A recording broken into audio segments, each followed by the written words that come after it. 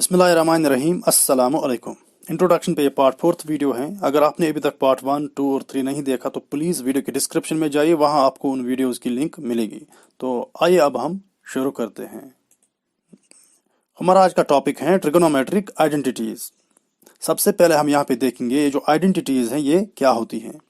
An equation is called an identity when it is true for all values of the variables involved. एक equation को हम identity उस वक्त बोलते हैं जब वो वेरिएबल्स के सारे वैल्यूज के लिए ट्रू होती हैं, यानी कि जो वेरिएबल होते हैं उसमें जो भी वैल्यू हम वेरिएबल का लेते हैं तो उसके लिए ये ट्रू होती है। यहाँ पे हम एक एग्जांपल ले लेंगे इक्वेशन की। मिसाल के तौर पे मैंने यहाँ पे लिखा x + 2 = 5। यहाँ पे जो इक्वलिटी का साइन है इससे हमें ये पता चलता है ये जो है ये इक्वेशन है। अगर हम यहाँ पे ये जो इक्वलिटी का साइन हटा देंगे तो ये इक्वेशन नहीं रहेगी, इसको हम फिर सिर्फ एक्सप्रेशन बोल सकते हैं। यहाँ पे जो मैंने लिखा है x + 2 = 5, तो इट मीन ये जो x है यहाँ पे ये वेरिएबल है। हमने ये देखना है इस वेरिएबल का क्या वैल्यू हो सकता है सो दैट ये जो इक्वेशन है ये 5 के बराबर होगा। तो यहाँ पे हम ये देख सकते हैं x का वैल्यू अगर हम 3 लेंगे तो ये 3 + 2 क्या किसके बराबर होगा, फिर 3 + 2 हो गया 5। तो इट मीन्स x का वैल्यू फिर क्या होगा, 3 होगा। अगर हम कोई और वैल्यू लेंगे x का, मान लो मैंने 4 लिया, x का वैल्यू अगर हम 4 लेंगे तो ये 4 + 2 बनेगा। यहाँ पे 4 + 2 होता है 6, यानी कि ये 5 का बराबर नहीं होगा। फिर इट मीन्स ये फिर x का ये वाला वेरिएबल x का ये वाला वैल्यू सेटिस्फाई नहीं करेगा। यहाँ पे हम सिर्फ x का वैल्यू दे सकते हैं 3 के अलावा अगर हम कोई भी वैल्यू यहाँ पे देंगे तो ये इक्वेशन यहाँ पे ट्रू नहीं होगी। तो अब हम देखेंगे आइडेंटिटीज। आइडेंटिटीज एक इक्वेशन ही होते हैं, लेकिन ये क्या होते हैं, ये ट्रू होते हैं वेरिएबल्स के सारे वैल्यूज के लिए। ये हमने पहले ही यहाँ पे बताया था। यहाँ पे हम एक आइडेंटिटी लेंगे a + b का होल स्क्वायर। a + b का होल स्क्वायर ये किसके बराबर होता है, a² + b² + 2ab के बराबर होता है। अब हम एग्जांपल लेंगे इसकी। मिसाल के तौर पे मैंने यहाँ पे लिखा a के बदले 4 और b के बदले 3।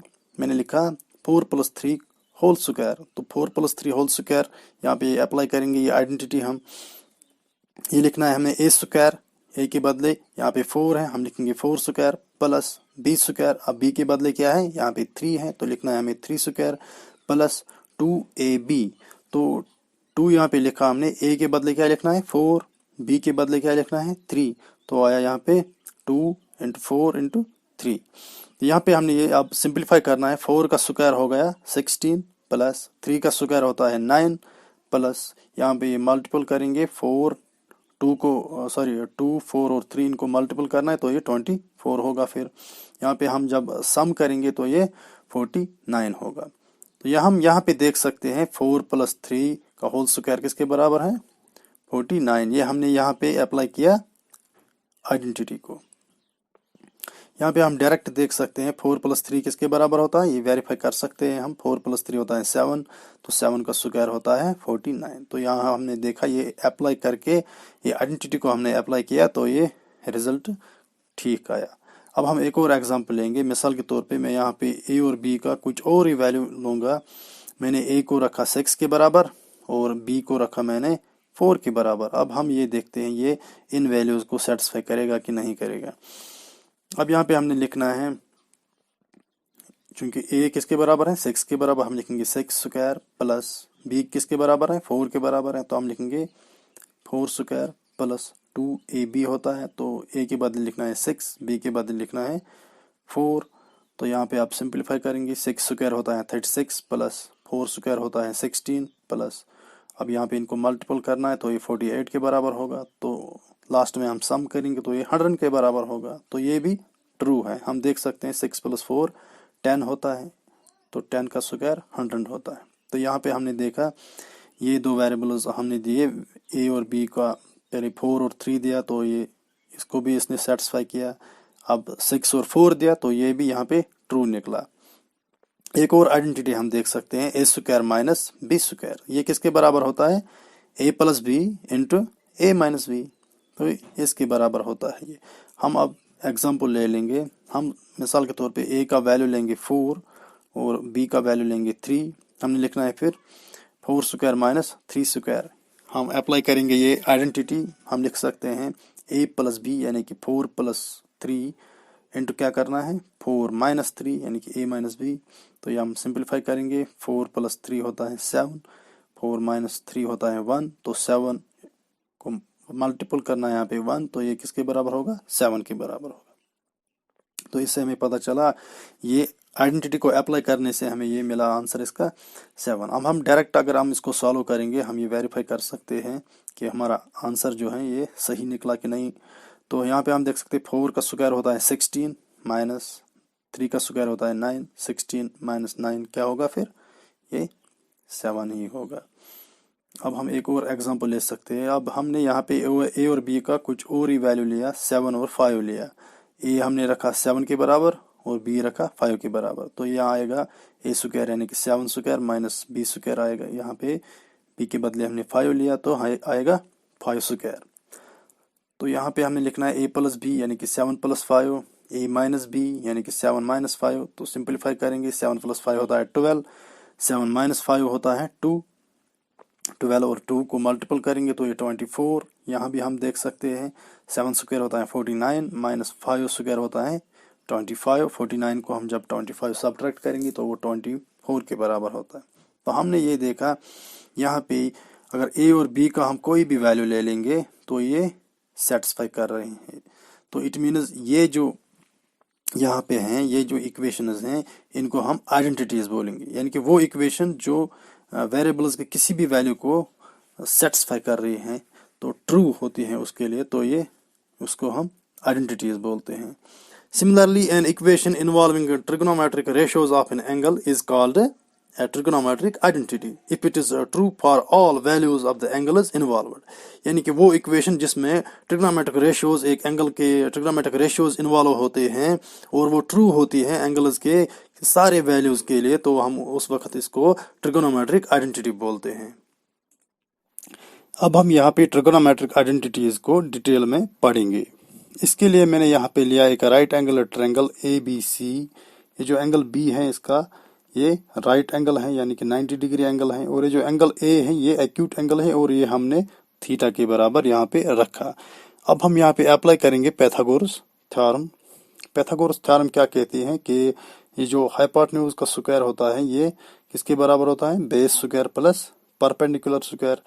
तो हम ये भी लिख सकते हैं कि base square plus perpendicular square जो है ये किसके बराबर होता है हाइपोटेन्यूज स्क्वायर के बराबर होता है।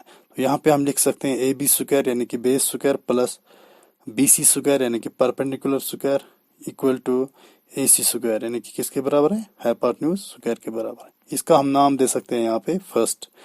अब हमने ईच टर्म को डिवाइड करना है AC स्क्वायर से। सबसे पहले हम यहाँ पे AB स्क्वायर को AC स्क्वायर डिवाइड करेंगे, BC स्क्वायर को भी AC स्क्वायर डिवाइड करेंगे और AC स्क्वायर को भी AC स्क्वायर डिवाइड करेंगे। अब यहाँ पे हम ये लिख सकते हैं AB by AC whole square, और यहाँ पे ये लिख सकते हैं हम BC by AC whole square और AC बाई AC का होल स्क्वायर। तो यहाँ पे हमने एक और चीज पता होना चाहिए कि AB बाई AC जो है यानी कि ये AB जो है ये बेस, क्योंकि ये एंगल का एडजेसेंट साइड है AB तो ये बेस है यहाँ पे AB, और ये जो AC है ये हाइपोटेन्यूज है। AB बाई AC यानी कि बेस बाई हाइपोटेन्यूज जो है ये रेशियो कॉस थीटा के बराबर होगा, क्योंकि हमने पार्ट 1 में भी पढ़ा था। और similarly BC by AC, BC यानी कि परपेंडिकुलर, AC यानी कि हाइपोटेन्यूज, परपेंडिकुलर बाई हाइपोटेन्यूज का रेशियो जो है ये साइन थीटा के बराबर होगा। तो ये हम यहाँ पे लिख सकते हैं, हम ये जो AB बाई AC है इसके बदले हम लिख सकते हैं कॉस थीटा। तो कॉस थीटा का होल स्क्वायर जो है ये कॉस स्क्वायर थीटा होता है।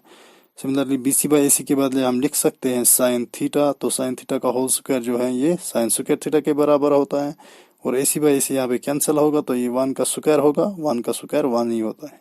तो इस तरह से हमें यहाँ पे ये पता चला कि cos square theta plus sign square theta जो है ये 1 के बराबर होता है। तो ये एक ट्रिग्नोमेट्रिक आइडेंटिटी है, क्योंकि यहाँ पे जब हम थीटा को कोई भी वैल्यू देंगे तो ये हमेशा 1 के बराबर ही होगा, यानी कि थीटा का जो भी वैल्यू होगा तो ये हमेशा यहाँ पे ये cos square theta plus sign square theta जो है इसका वैल्यू 1 ही होगा। तो ये ट्रू है थीटा के सारे वैल्यूज के लिए। अब हम यहाँ पे ईच टर्म को डिवाइड करेंगे ए बी स्क्वायर। तो सबसे पहले मैं यहाँ पे ए बी स्क्वायर को ए बी स्क्वायर डिवाइड करूंगा और बी सी स्क्वायर को भी ए बी स्क्वायर डिवाइड करूंगा और ए सी स्क्वायर को भी यहाँ पे ए बी स्क्वायर डिवाइड करूंगा। अब हम यहाँ पे ये लिख सकते हैं A B by A B whole square plus B C by A B whole square equal to A C by A B whole square. तो यहाँ पे हमने पता होना चाहिए कि B C by A B यानी कि बी सी जो है परपेंडिकुलर और ए बी जो है ये बेस है। परपेंडिकुलर और बेस जो है ये जो रेशियो है ये tan थीटा के बराबर होता है, क्योंकि हमारा यहाँ पे एंगल थीटा है तो परपेंडिकुलर बी सी होगा और एडसेंट साइड जो है ये ए बी होगा यानी कि बेस। ये हमने पार्ट 1 में भी पढ़ा था।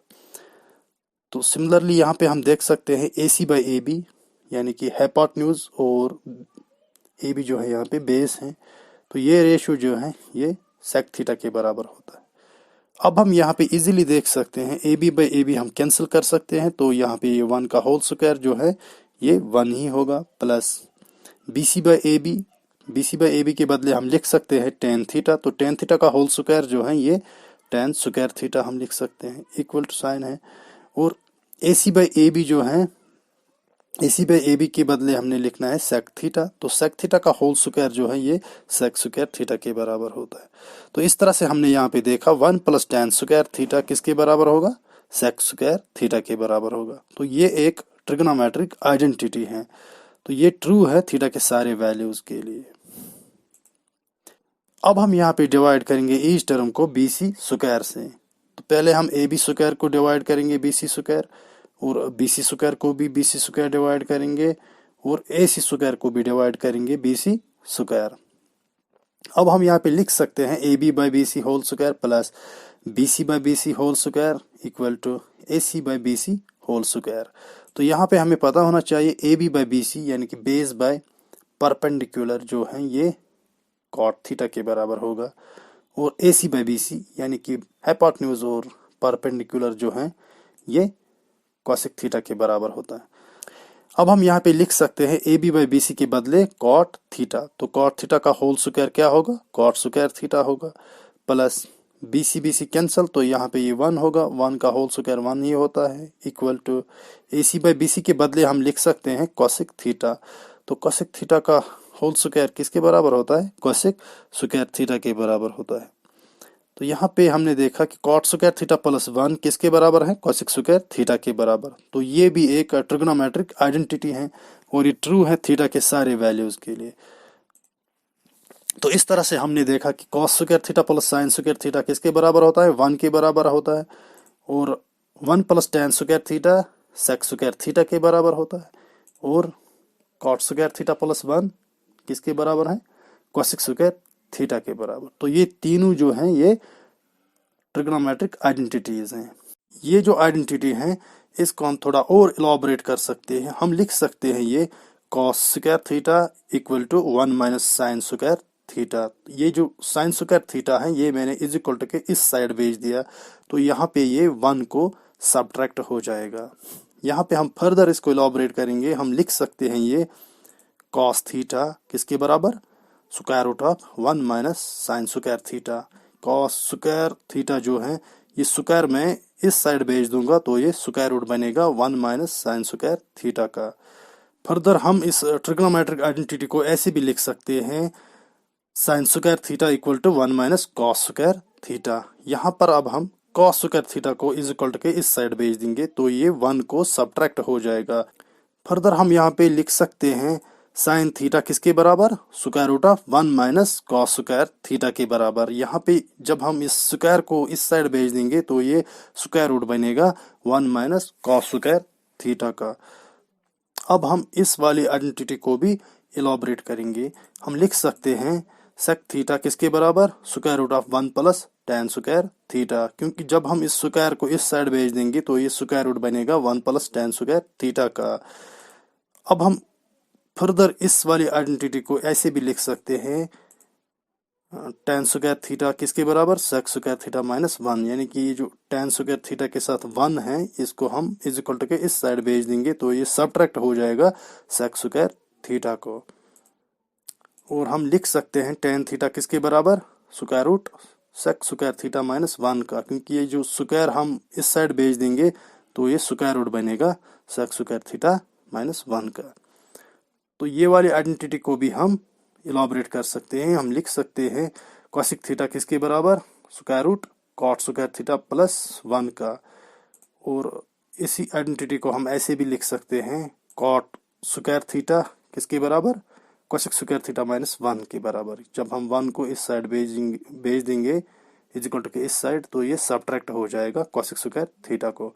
और हम लिख सकते हैं कॉट थीटा किसके बराबर, square root cosec square theta minus 1 का। तो ये सारी आइडेंटिटीज आपको याद रखना है, इसके बाद ही हम एक्सरसाइज को इजीली सॉल्व कर सकते हैं। तो आज के लिए इतना ही, दीजिए इजाज़त, अल्लाह हाफिज।